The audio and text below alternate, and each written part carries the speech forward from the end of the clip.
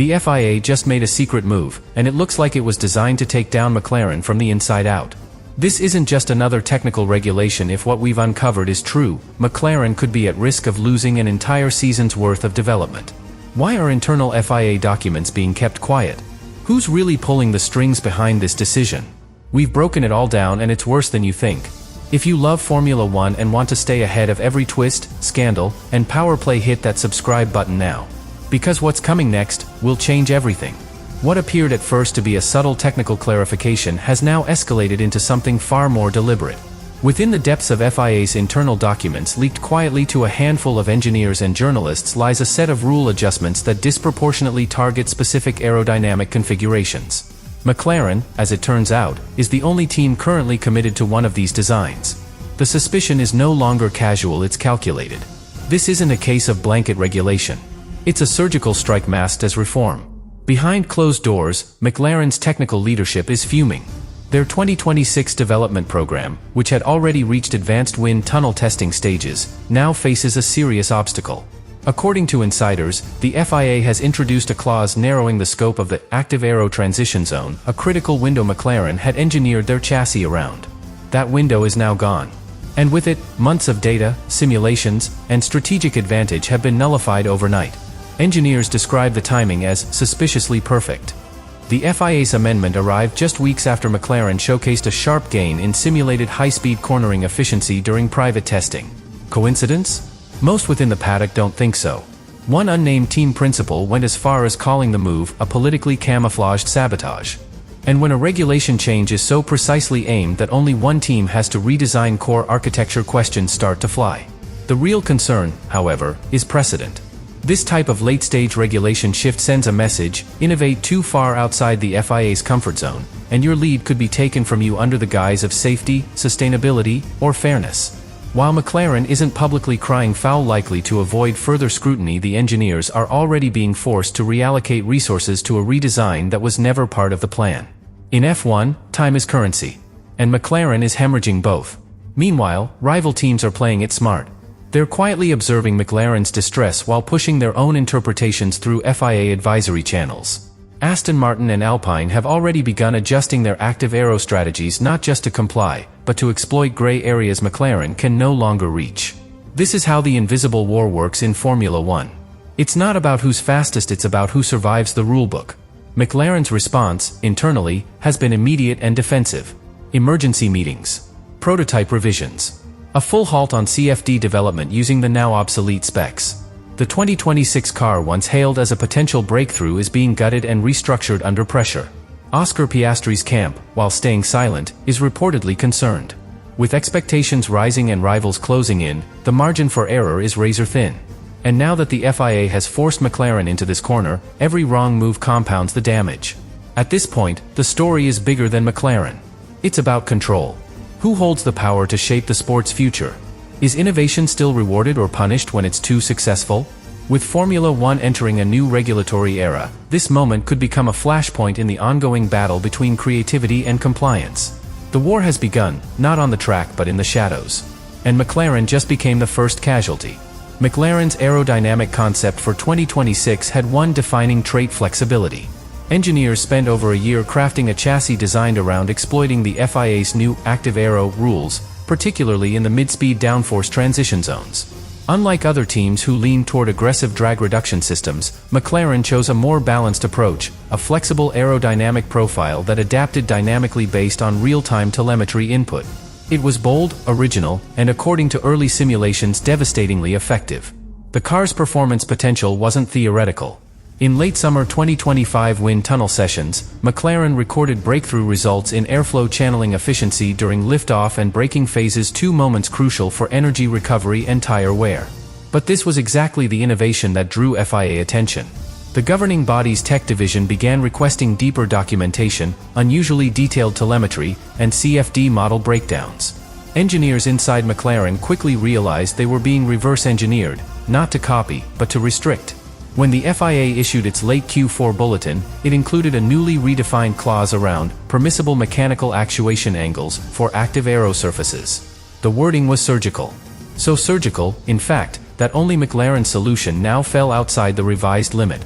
While Red Bull and Mercedes had pursued conservative dual-element flaps, McLaren's fluid aero panels designed to morph shape slightly under thermal load were suddenly considered variable in structure, a classification the FIA quietly banned overnight. The engineering team was blindsided. Lead aerodynamicist Lewis Pennington reportedly told internal staff the rule had deliberately neutralized their core concept, effectively taking a legal design and labeling it a threat to competitive equity.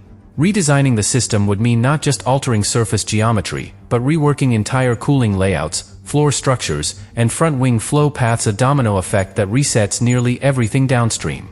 Piastri's feedback during sim sessions had backed up the numbers. The dynamic aero felt smoother, more confidence-inspiring in long corners, and reduced tire degradation over race simulations by measurable margins. For a team hunting tenths in a regulation reset, this was gold. Now, all of it is gone. With the FIA bulletin in place, McLaren has no choice but to abandon their architecture or face technical disqualification before the season even begins. And in a sport where momentum is everything, that's devastating. To make matters worse, internal tools are now outdated. Every simulator run, every aero map, every predictive model McLaren ran in the last 6 months obsolete. Time, money, and resources sunk into a direction that's been outlawed, not for safety, not for sustainability, but seemingly for politics. And while official protest channels exist, few teams risk triggering the FIA's wrath in a year when grid positions and partnerships are already shifting behind closed doors. In Formula One, engineering isn't just about designing fast cars. It's about decoding regulations, reading intent, and building performance where others fear to go. McLaren did all of that and the FIA just shut the door in their face. Whether this was about maintaining balance, preventing dominance, or protecting certain interests is up for debate. What isn't debatable is the cost. McLaren now faces one of its toughest engineering resets in a decade and time is ticking. The FIA's unexpected regulation tweak has triggered a cascading series of events inside McLaren and across the Formula One paddock. What began as a focused technical adjustment has become a full-blown strategic crisis. Internally, McLaren's top engineers and executive staff are scrambling to stabilize the program. Externally, rival teams are recalibrating their 2026 roadmaps, either capitalizing on McLaren's setback or accelerating their own developments before the FIA closes more loopholes. In a sport measured by fractions of seconds, these ripples have become shockwaves. First, the calendar is now the enemy. McLaren had locked in a 3-phase development cycle leading to pre-season testing, with every component relying on the original active aero platform. The second phase, advanced floor development, was due to begin in just 6 weeks. But now that the aero foundation has been declared illegal, that floor development is void. Delays are unavoidable. And the more the team waits to finalize its new direction, the more rushed and compromised the final build becomes. Financially, the blow is also severe. While teams like Red Bull and Mercedes rely on large, diversified operations, McLaren still works with a precise, tightly budgeted technical program. The abrupt pivot has forced the team to burn through contingency funds just to stay on schedule. One source close to the Woking outfit claims internal forecasts now show a minimum budget overshoot of $15 million to correct the concept path, a staggering figure in a cost cap era where every penny counts. Then comes the human impact. Engineers who spent over a year perfecting a concept are now being told to erase and restart. Morale is taking a hit, especially among aerodynamicists who saw their innovation stripped without appeal. Technical director Peter Prodromou is under enormous pressure to rebuild not just the car, but the trust within his own department. Every decision now carries the weight of scrutiny, and the margin for further miscalculation is razor thin. Elsewhere on the grid, this drama is being watched with predatory intent. Rival teams are now seeking private clarification from the FIA on their own systems, probing to see how far they can push while staying under the radar. Expect to see a wave of reinterpreted aero designs from competitors trying to sneak performance into gray areas the FIA hasn't closed off yet. It's a game of brinkmanship, and McLaren has unintentionally shown everyone where the invisible line is drawn. Sponsors, too, are paying attention. A regulation reset year like 2026 was sold to stakeholders as an opportunity, a moment to jump ahead of the curve and reclaim podiums. Now, those same backers are seeing headlines about illegal concepts, technical reversals, and lost development. While no major partner has expressed public concern, internally, questions are being asked. In a commercial climate as competitive as Formula One's, reputational damage matters, especially when results are on the line. And finally, there's the driver equation.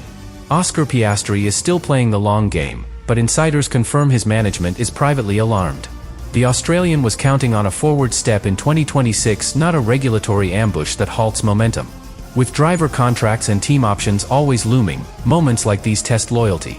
If McLaren cannot deliver a competitive package by early testing, the dominoes could start to fall far beyond the engineering department.